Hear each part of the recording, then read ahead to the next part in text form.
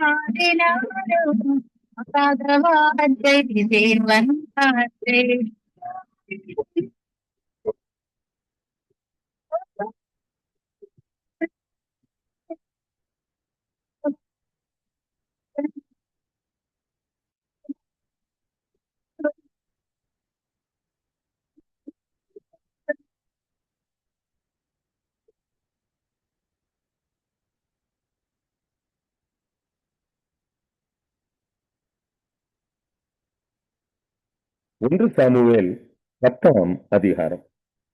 அப்பொழுது சாமுவேல் தைல குப்பியை எடுத்து அவன் தலையின் மேல் வார்த்து அவனை முத்தம் செய்து, கர்த்தர் உன்னை தம்முடைய சுதந்திரத்தின் மேல் தலைவனாக அபிஷேகம் பண்ணினார் அல்லவா? நீ இன்றைக்கு என்னை விட்டு போகிற போது பென்யமீன் எல்லையாகிய செல்சாகில் ராகேலின் கல்லறை அண்டையில் 2 மனுஷரை காண்பாய். அவர்கள் உன்னை பார்த்து, நீ தேடப்போன கழுதைகள் அகப்பட்டது, இதோ உன் தகப்பன் கழுதைகளின் மேலிருந்த கவலையை விட்டு உங்களுக்காக விசாரப்பட்டு என் மகனுக்காக என்ன செய்வேன் என்கிறான் என்று சொல்லுவார்கள். நீ அவ்விடத்தை விட்டு அப்புறம் கடந்து போய் தாபோரில் உள்ள சமபூமியில் சேரும்போது தேவனை பணியும்படி பெத்தேலுக்கு போகிற 3 மனுஷர் அங்கே உன்னை கண்டு சந்திப்பார்கள். ஒருவன் 3 ஆட்டுக்குட்டிகளையும், இன்னொருவன் 3 அப்பங்களையும், வேறொருவன் திராட்சை ரசமுள்ள ஒரு துருத்தியையும் கொண்டு வந்து உன்னுடைய சுக செய்தியை விசாரித்து உனக்கு 2 அப்பங்களை கொடுப்பார்கள். அவைகளை நீ அவர்கள் கையிலே வாங்க வேண்டும். பின்பு பெலிஸ்தரின் தானயம் இருக்கிற தேவனுடைய மலைக்கு போவாய். அங்கே நீ பட்டணத்திற்குள் பிரவேசிக்கையில் மேடையிலிருந்து இறங்கி வருகிற தீர்க்கதரிசிகளின் கூட்டத்திற்கு எதிர்ப்படுவாய். அவர்களுக்கு முன்பாக தம்பும் மேளமும் நாகசுரமும் சுரமண்டலமும் போகும். அவர்கள் தீர்க்க தரிசனம் சொல்லுவார்கள். அப்பொழுது கர்த்தருடைய ஆவி உன்மேல் இறங்குவார். நீ அவர்களோட கூட தீர்க்க தரிசனம் சொல்லி வேறு மனுஷனாவாய். இந்த அடையாளங்கள் உனக்கு நேரிடும் போது சமயத்துக்கு ஏற்றபடி நீ செய். தேவன் உன்னோட இருக்கிறார். நீ எனக்கு முன்னே கில்காலுக்கு இறங்கி போ. சர்வாங்க தகன பலிகளையும் சமாதான பலிகளையும் செலுத்தும்படிக்கு நான் உன்னிடத்தில் வருவேன். நான் உன்னிடத்தில் வந்து நீ செய்ய வேண்டியதை உனக்கு அறிவிக்கும் மட்டும் 7 நாள் காத்திரு என்றான். அவன் சாமுவேலை விட்டு போகும்படி திரும்பின போது தேவன் அவனுக்கு வேறு இருதயத்தை கொடுத்தார். அந்த அடையாளங்கள் எல்லாம் அன்றைய தினமே நேரிட்டது.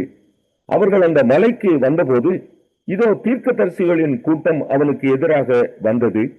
அப்பொழுது தேவனுடைய ஆவி அவன் மேல் இறங்கினதினால் அவனும் அவர்களுக்குள்ளே தீர்க்க தரிசனம் சொன்னான்.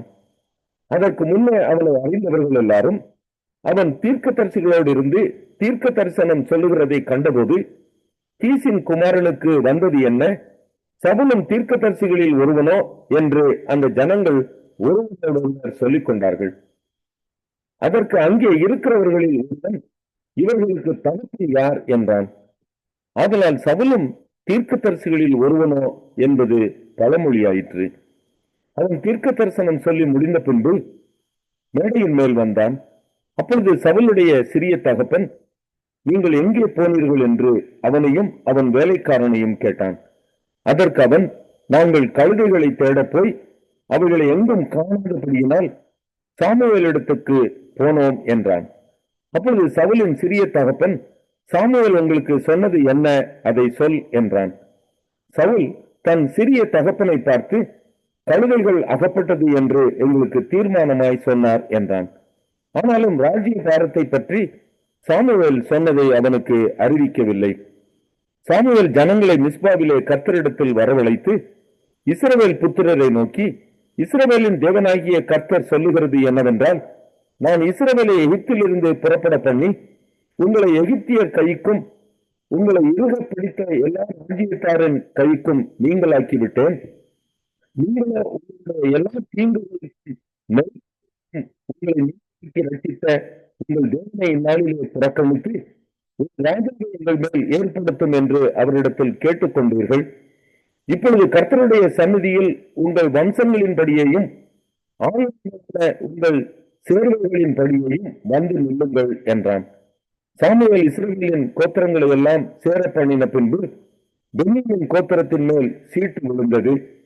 அவன் பென்யமீன் கோத்திரத்தை அதனுடைய குடும்பங்களின்படியே சேர பண்ணின பின்பு மாத்திரை குடும்பத்தின் மேலும் அதில் கீசின் குமாரனாகிய சவுலின் மேலும் சீட்டு விழுந்தது.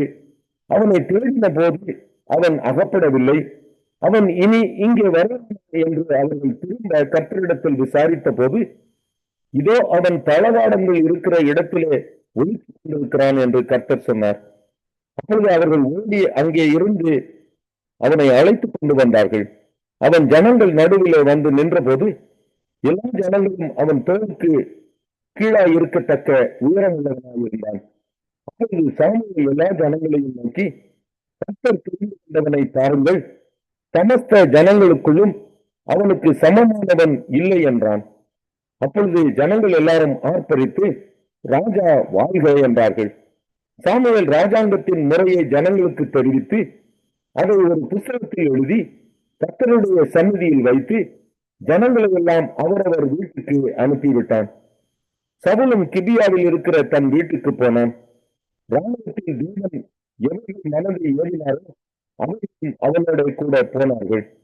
ஆனாலும் பேலியாளின் மக்கள், இவனும் நம்மை ரட்சிக்கப் போகிறவன் என்று சொல்லி அவனுக்கு காணிக்கை கொண்டு வராமல் அவனை அசட்டை பண்ணினார்கள். ஏசாயா 54 அதிகாரம். பிள்ளை பெறாத மலடியே, மகிழ்ந்து பாடு. கற்ப வேதனை படாதவளே, கம்பீரமாய் பாடி ஆனந்த சத்தமிடு. வாழ்க்கைப்பட்டவளுடைய பிள்ளைகளை பார்க்கிலும் அநாத ஸ்திரீனுடைய பிள்ளைகள் அதிகம் என்று கர்த்தர் சொல்லுகிறார். உன் கூடாரத்தின் இடத்தை விசாலமாக்கி உன் வாசஸ்தலங்களின் திரைகள் விரிவாகட்டும். தடை செய்யாதே, உன் கயிறுகளை நீளமாக்கி உன் முறைகளை உறுதிப்படுத்து. நீ வலதுபுறத்திலும் இடதுபுறத்திலும் இடம் கொண்டு பெருகுவாய். உன் சந்ததியார் ஜாதிகளை சுதந்திரித்துக் கொண்டு பாழாய் கிடந்த பட்டணங்களை குடியேற்றுவிப்பார்கள்.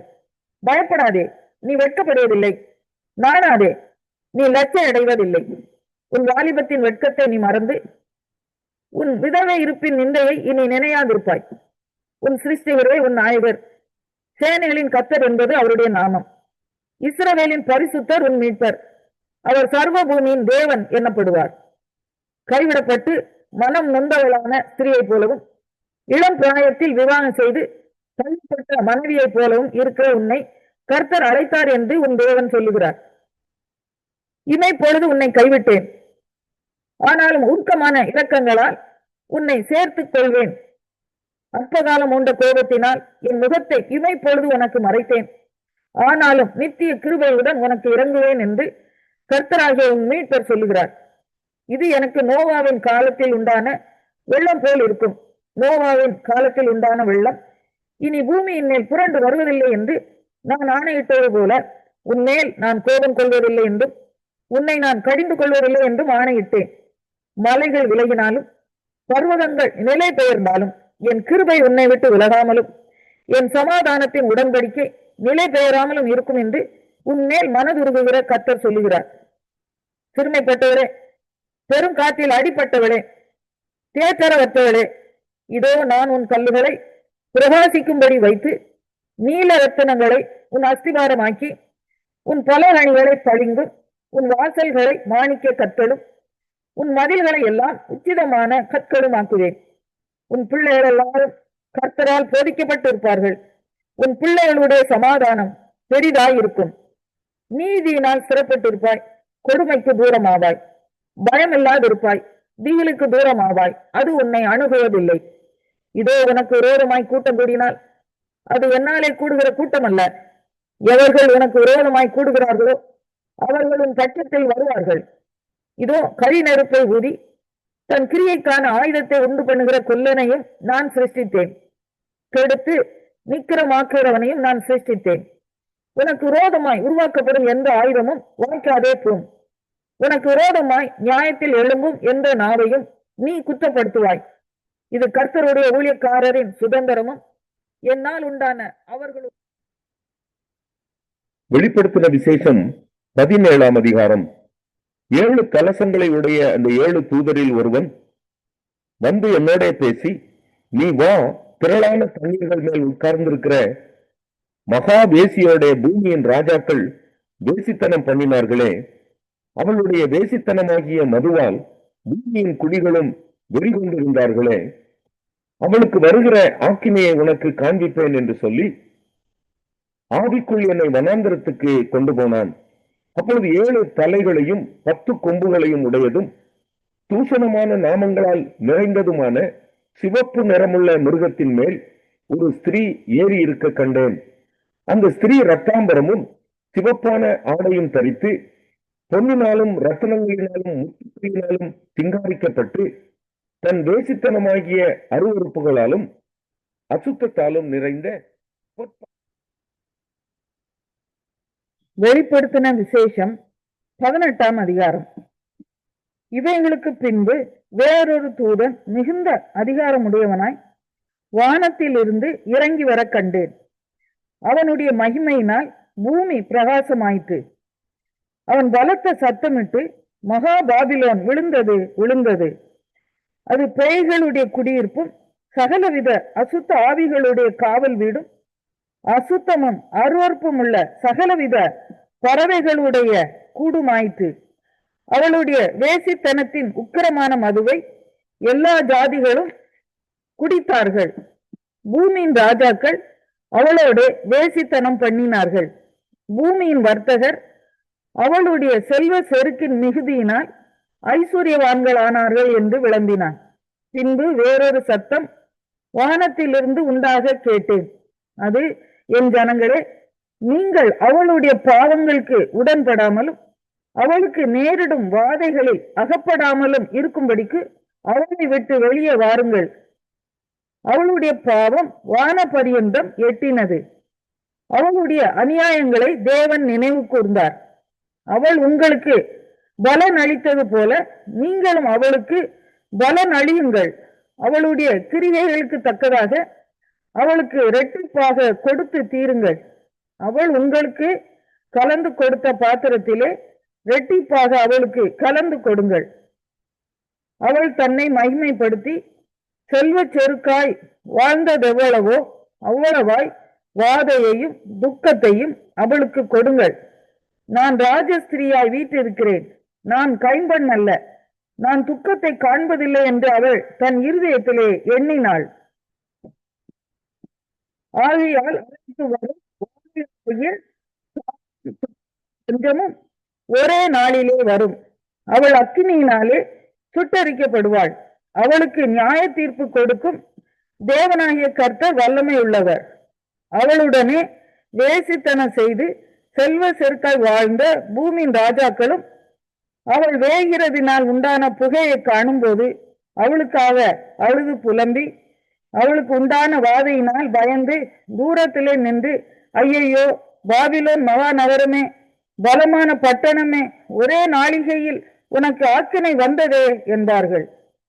பூமியின் வர்த்தகர்களும் தங்கள் தங்கள் சரக்குகளாகிய பொன்னையும் வெள்ளியையும் இரத்தனங்களையும் முத்துக்களையும் சல்லாவையும் இரத்தாம்பரத்தையும் பட்டாடைகளையும் சிவப்பாடைகளையும் சகலவித வாசனை கட்டைகளையும் தந்தத்தினால் செய்திருக்கிற சகலவித வஸ்துக்களையும் விலையுயர்ந்த மரத்தினாலும் வெண்கலத்தினாலும் இரும்பினாலும் வெள்ளை கல்லினாலும் செய்திருக்கிற சகலவித வஸ்துக்களையும் லவங்கப்பட்டையையும் தூப வர்க்கங்களையும் தைலங்களையும் சாம்பிராணியையும் திராட்சரசத்தையும் எண்ணெயையும் மெல்லிய மாவையும் கோதுமையையும் மாடுகளையும் ஆடுகளையும் குதிரைகளையும் ரதங்களையும் அடிமைகளையும் மனுஷருடைய ஆத்துமாக்களையும் இனி கொள்வாரில்லாதபடியால் அவளுக்காக அழுது புலம்புவார்கள்.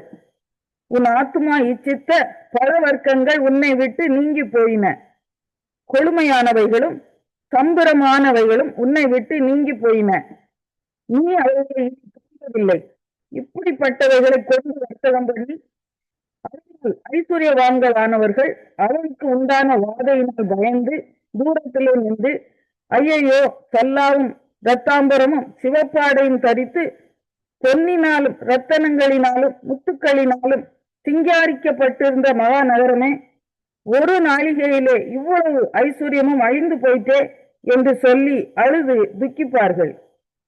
மாலுமிகள் யாவரும் கப்பல்களில் யாத்திரை பண்ணுகிறவர்கள் யாவரும் கப்பலாட்களும் சமுத்திரத்திலே தொழில் செய்கிற யாவரும் தூரத்திலே நின்று அவன் வேகிறதினால் உண்டான புகையை பார்த்து இந்த நகரத்திற்கொப்பான நகரம் உண்டோ என்று சத்தமிட்டு தங்கள் தலைகள் மேல் புழுதியை போட்டுக்கொண்டு ஐயையோ மகாநகரமே, சமுத்திரத்திலே கப்பல்களை உடைய அனைவரும் இவளுடைய உச்சிதமான சம்பூரணத்தினால் ஐஸ்வர்யவான்களானவர்களே, ஒரு நாளிகையிலே இவள் பாழாய் போனாளே என்று அழுது துக்கித்து ஓலமிடுவார்கள். பரலோகமே, பரிசுத்தவான்களாகிய அப்போஸ்தலர்களே, தீர்க்கதரிசிகளே, அவளை குறித்து களி கூறுங்கள். உங்கள் நிமித்தம் தேவன் அவளை நியாயம் தீர்த்தாரே என்று தூதன் சொன்னான். அப்பொழுது பலமுள்ள தூதன் ஒருவன் பெரிய எந்திர கல்லை எத்த ஒரு கல்லை எடுத்து சமுத்திரத்திலே எறிந்து, இப்படியே பாபிலோன் மகாநகரம் வேகமாய் தள்ளுண்டு இனி ஒரு போதும் காணப்படாமல் போகும். சுரமண்டலக்காரரும் கீதவாத்தியக்காரரும் நாதசுரக்காரரும் எக்காலக்காரருமானவர்களுடைய சத்தம் இனி உன்னிடத்தில் கேட்கப்படுவதும் இல்லை. எந்த தொழிலாளியும் இனி உன்னிடத்தில் காணப்படுவதும் இல்லை. ஏந்திர சத்தம் இனி உன்னிடத்தில் கேட்கப்படுவதும் இல்லை. விளக்கு வெளிச்சம் இனி உன்னிடத்தில் பிரகாசிப்பதும் இல்லை. மணவாளனும் மணவாட்டியுமானவர்களுடைய சத்தம் இனி உன்னிடத்தில் கேட்கப்படுவதும் இல்லை. உன் வர்த்தகர் பூமியில் பெரியோர்களாய் இருந்தார்களே, உன் சூனியத்தால் எல்லா ஜாதிகளும் மோசம் போனார்களே. தீர்க்கதரிசிகளுடைய இரத்தமும் பரிசுத்தவான்களுடைய இரத்தமும் பூமியில் கொல்லப்பட்ட அனைவருடைய இரத்தமும்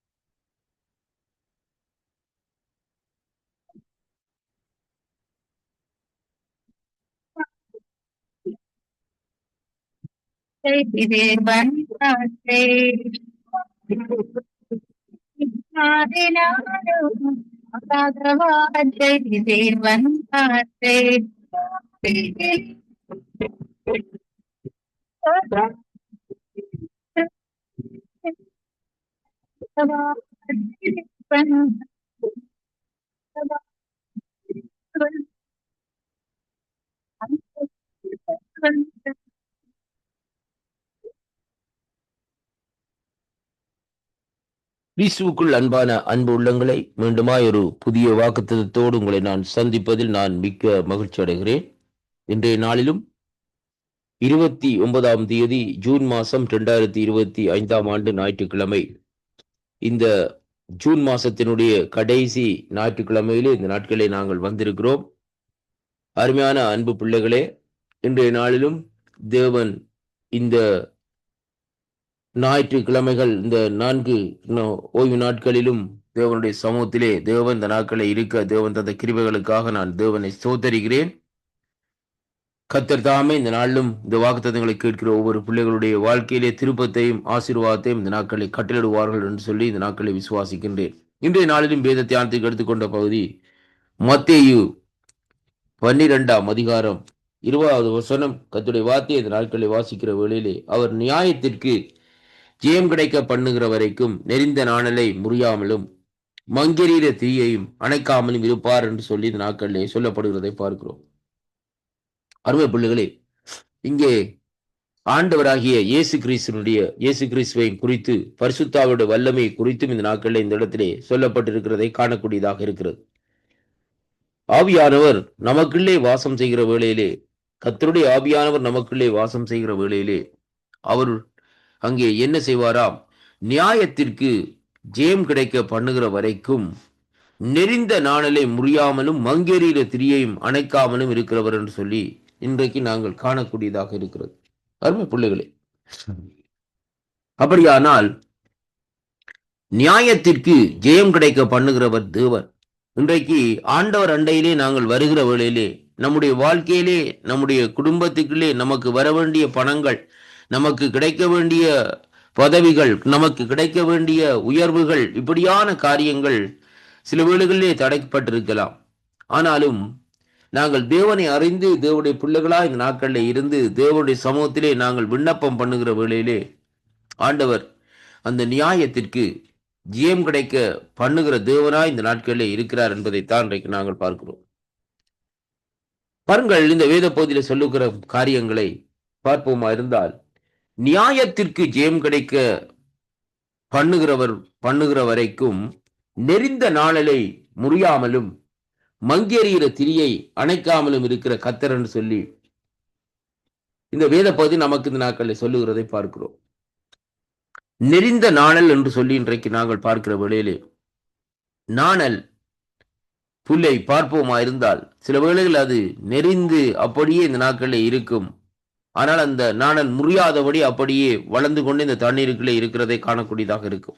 அதே விதமாகத்தான் நம்முடைய வாழ்க்கையிலே வருகிற சில போராட்டங்கள், சில பிரச்சனைகள், சில நெருக்கங்கள், சில உபத்திரவங்கள் மத்தியிலே மற்றவர்களால் நாங்கள் நெருக்கப்பட்டு நாங்கள் இந்த நாட்களிலே நாணலை போல் இந்த நாட்களிலே இருக்கிறோம். அருமையான கர்த்தருடைய பிள்ளைகளே, நாணல் இந்த நாட்களிலே அப்படி காற்று வீசுகிற வழியில் அப்படி வளைந்து அங்கே அது தன்னை ஆடிக்கொள்ளுகிறதை அங்கே காணக்கூடியதாக இருக்கு. அதே விதமாகத்தான் தேவன் உபத்திரவங்கள், நெருக்கங்கள் வருகிற வேளையிலும் நாங்கள் வளைந்து கொடுத்து இந்த நாட்களிலே வாழ்க்கையிலே சீவிக்கிறவர்களாக இந்த நாட்களிலே இருக்கிறோம். இந்த வேதப்பதி சொல்லுகிறது, நெறிந்த நாணலை முறியாமலும், அந்த நாணல் எப்படித்தான் வளைந்தாலும் முறிகிற அளவுக்கு இந்த நாட்களை தேவன் விடமாட்டார். அதே போல் நம்முடைய வாழ்க்கையில வருகிற உபத்திரவங்கள், நெருக்கங்கள் மத்தியிலே நாங்கள் முறிந்து போகிற அளவுக்கு தேவன் நம்மை இந்த நாட்களை அனுமதிக்கிற தேவன் இல்லை. ஏனென்றால் நாங்கள் ஆராதிக்கிற தேவன் இன்னார் என்று இந்த நாட்களை அறிந்திருக்கிறோம்.